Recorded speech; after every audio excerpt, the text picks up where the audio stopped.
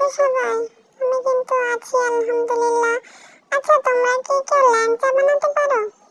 ওই যে কালো যেমন ল্যাংচা, এগুলো কি বানাতে পারো? আমি কিন্তু পারি। আজকে তোমাদের আমি ল্যাংচা বানানো দেখাবো।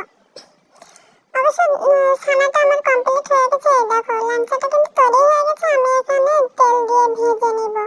ল্যাংচা কিন্তু তেলে ভেজে নিতে হয়, একটু ভালো করে ভাজতে হয়।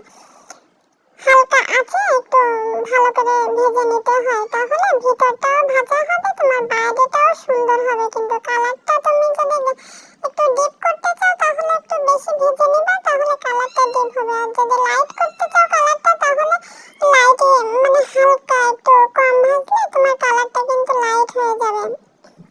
কালারটা কিন্তু খুব সুন্দর আসে। আমি যেন দেখি মানে ভাজাটা যেমনই হোক না কেন, কালারটা কিন্তু সবভাবেই সুন্দর আসে। হালকা ভাজলেও কালার সুন্দর আসবে, তোমার বেশি ভাজলেও কালার কিন্তু সুন্দর আসবে।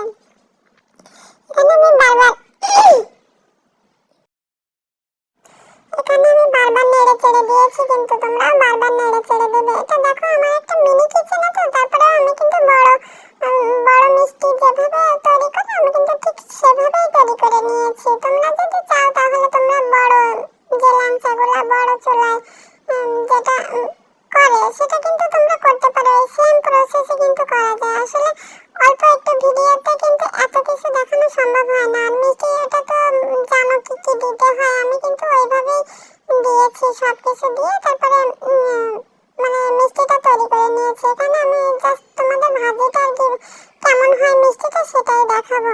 দেখো, ছোট হলেও কিন্তু দেখতে যেমন সুন্দর।